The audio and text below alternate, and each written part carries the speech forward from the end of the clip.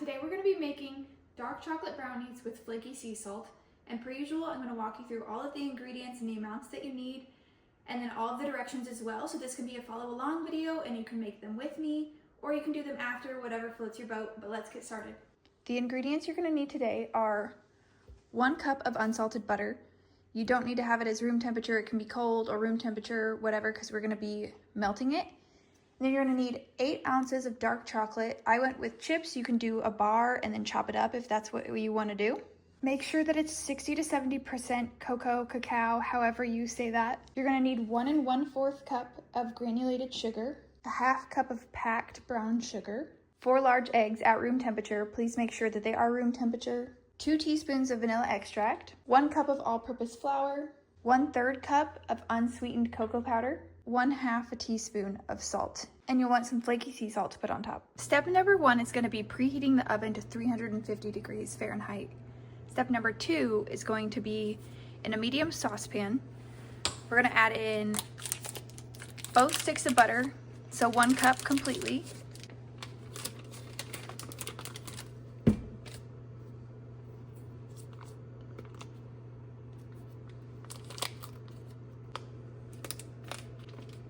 We're going to put the heat on low, and we're going to melt the butter, but we're also going to add in some of our chocolate chips. Well, all of our chocolate chips. And then melt this very, very slowly. Make sure that you're stirring constantly or very frequently to make sure that it doesn't burn. And again, make sure that it is on low heat. So we should have our 1 cup of butter in here and 8 ounces of chocolate chips or chopped chocolate bar. If you went with the chocolate bar, you are going to want to chop it up at least into small enough pieces that it melts better.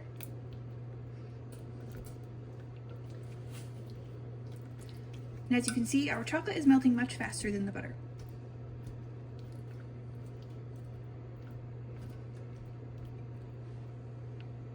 More of my butter and chocolate has started to melt. The butter is not completely melted, but this is what it looks like so far. It's pretty runny, and it should all be melted together here in just a little bit.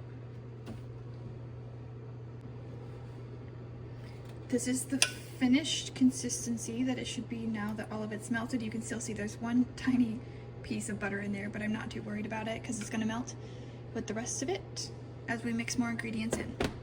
In a big bowl here, I'm going to add in our chocolate and butter. Make sure, wow, that's beautiful.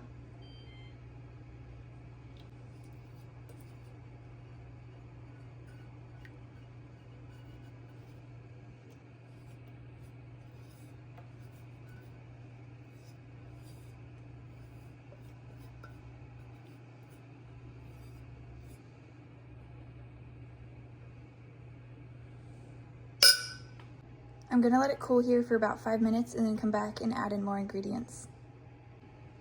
It's cooled off a bit, so I'm gonna add in both of the sugars, starting with the granulated sugar. Again, that's gonna be 1 1/4 cups. And then we have 1/2 cup of packed brown sugar. And we're gonna whisk this in until it's combined.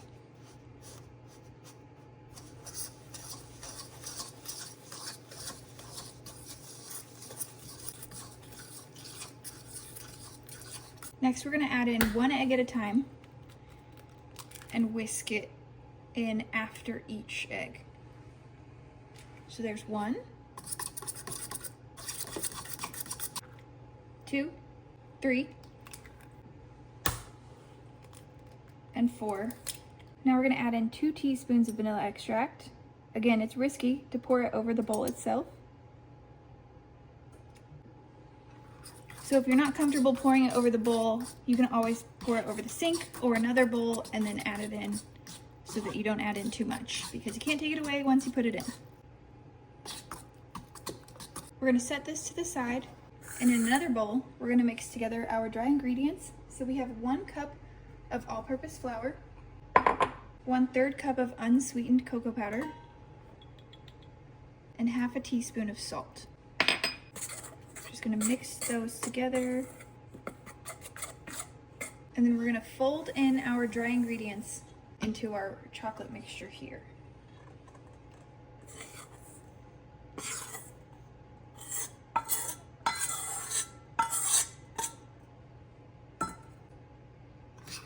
And we want to make sure that we're not over mixing.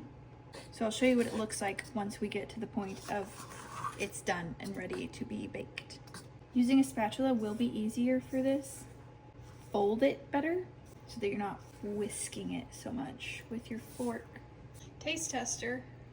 I don't recommend this. There are 4 raw eggs in it. How is it? Delectable.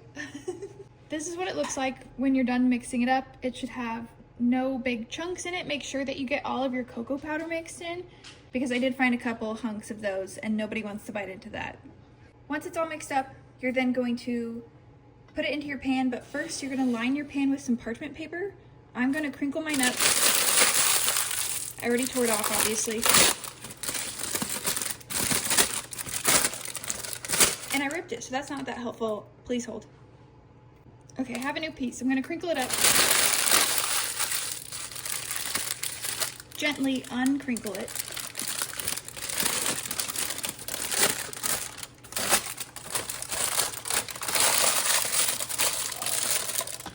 And place it in the pan like so. I'm using a 9x13 pan. That is the size that I recommend,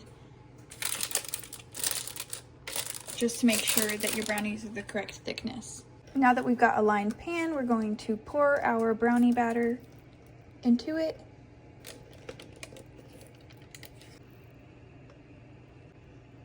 And then make sure you spread it around so that it's even,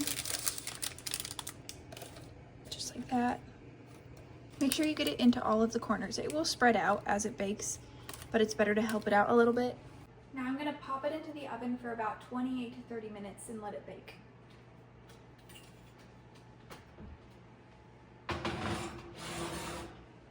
The brownies are out and they're smelling amazing, but we need to do the toothpick test.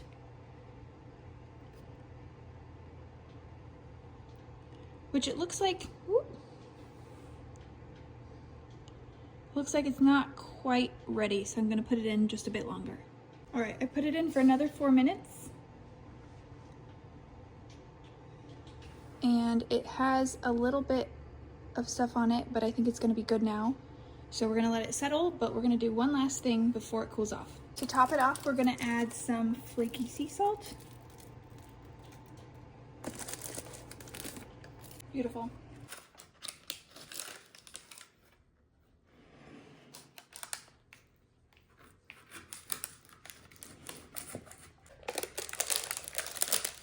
Oh my goodness.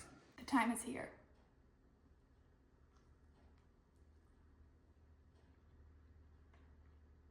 I actually wasn't expecting the salt to do what it does, and I don't know how to explain it, but it really balances it out. These are awesome. Holy cow. I hope you try them. I hope you enjoy them. And if you do, let me know. Leave a comment. Thank you, as always, for being here.